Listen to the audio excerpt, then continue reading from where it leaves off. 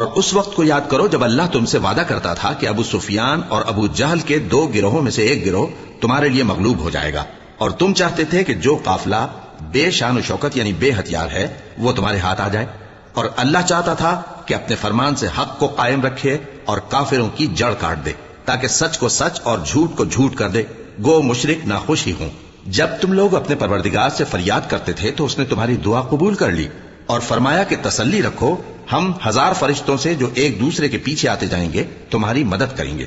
اور اس مدد کو اللہ نے محض بشارت بنایا تھا کہ تمہارے دل اس سے اطمینان حاصل کرے، اور مدد تو اللہ ہی کی طرف سے ہے، بے شک اللہ غالب ہے، حکمت والا ہے۔ جب اس نے تمہاری تسکین کے لیے اپنی طرف سے تمہیں نیند کی چادر اڑا دی اور تم پر آسمان سے پانی برسا دیا تاکہ تم کو اس سے نہلا کر پاک کر دے اور شیطانی نجاست کو تم سے دور کر دے، اور اس لیے بھی کہ تمہارے دلوں کو مضبوط کر دے اور اس سے تمہارے پاؤں جمائے رکھے۔ جب تمہارا پروردگار فرشتوں کو ارشاد فرماتا تھا کہ میں تمہارے ساتھ ہوں، تم مومنوں کو تسلی دو کہ ثابت قدم رہیں، میں ابھی کافروں کے دلوں میں رعب و ہیبت ڈالے دیتا ہوں، سو ان کی گردنیں اڑا دو اور ان کی پور پور توڑ دو۔ یہ سزا اس لیے دی گئی کہ انہوں نے اللہ اور اس کے رسول کی مخالفت کی، اور جو شخص اللہ اور اس کے رسول کی مخالفت کرتا ہے تو اللہ بھی سخت عذاب دینے والا ہے۔